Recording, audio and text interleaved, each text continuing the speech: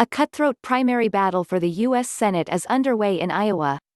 Well off the national radar, Des Moines socialite Teresa Greenfield and retired Admiral Michael Franken, along with a few additional minor candidates, are squaring off to run against a weakened Republican incumbent, Joni Ernst. Dismissed as a local Iowa story, the race has disproportionate implications for both the Department of Defense and the U.S. Navy. While Greenfield, the presumed front-runner in this lightly polled Democratic primary, was crowned as the Democratic candidate very early in the contest, voter interest in Admiral Franken is surging. The retired admiral has a good chance of forcing the untested Greenfield into a messy overtime challenge. All Mike Franken needs to do is to break 35% when the votes are tallied after June 2, and the race for Iowa's Democratic candidate for senator will go into extra innings. D.C. kingmakers made a bad choice early. A primary runoff or a messy Iowa convention would be rough for Greenfield, who has, up to now, taken her coronation by out-of-state political kingmakers for granted. Prematurely selected by Washington, D.C. operatives in the Democratic Senatorial Campaign Committee (DSCC) to be Iowa's Democratic candidate for the U.S. Senate, Greenfield is an inoffensive presence, and has done little more than luxuriate in a wave of nationally promoted fundraising campaigns to build a hefty war chest. But dropping an inexperienced real estate dabbler who has never held public office into a serious, must-win race is no recipe for success. Strangely enough, Greenfield was picked as the winner despite her history of mismanaging campaigns, hurriedly dropping out of a 2018 U.S. House race after her campaign manager was caught forging signatures needed for the state ballot application, all done supposedly without Greenfield's knowledge. The DSCC may have moved too quickly to ensure an uncontested primary.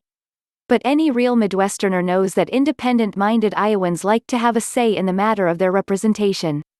Admiral Franken's life story, one of a hardscrabble Iowa kid who rose from working in Iowa's hog slaughtering houses to one of the top ranks in the U.S. Navy, resonates with Iowa voters more than Greenfield's, an Iowa kid who grew up to sell farm-choking suburban sprawl in Des Moines.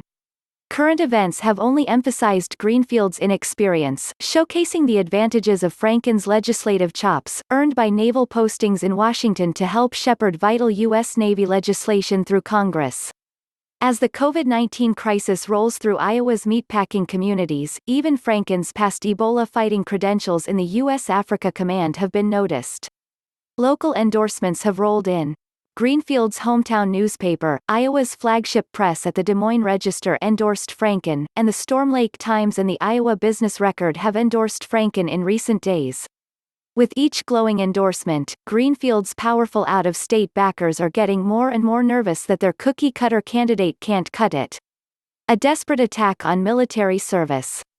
In recent days, a stunned Greenfield, with the help of funding from an even more stunned DSCC, have turned to negative advertising, lashing out at Admiral Franken's military service, running attack ads on Memorial Day weekend, and refusing to withdraw the advertising purchase when asked during a debate.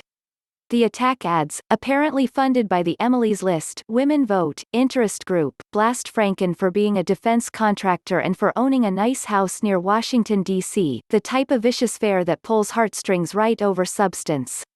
These attacks are wrong.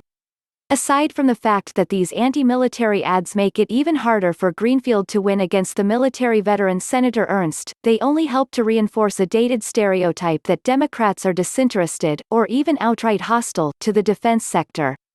Nothing could be farther from the truth. At the very moment the Democratic Party has assembled a critical mass of national security know-how in the U.S. House, the Democratic Party needs dynamic modern-day defense representation in the Senate right away. It needs naval expertise. The Navy has long been a popular bipartisan cause, and, yet, somehow, the Democratic Party has spurned the opportunity to leverage Franken's experience.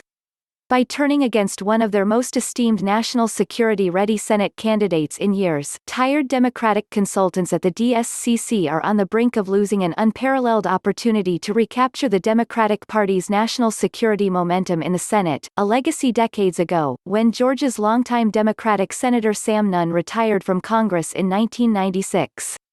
The Navy, just as it prepares to embark upon one of the more dramatic technological transformations in the service's esteemed history, could also use a savvy ally like Franken in the Senate. Back when Franken was an admiral, he was eagerly exploring and advancing some of the new solutions that are, today, on the drawing board. With billions of dollars and America's maritime security at stake, both parties in the U.S. Senate needs naval expertise to identify the best investments for America's precious national security money.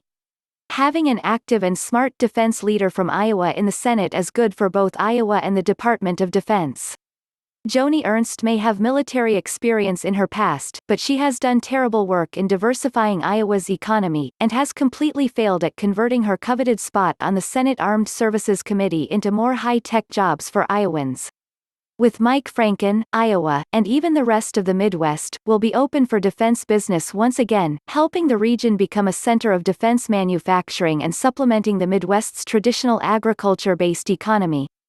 Everyone will win, even Greenfield will profit as her tiny commercial real estate company rents offices to defense contractors rushing to recognize Franken's real potential as a national security leader for trying times.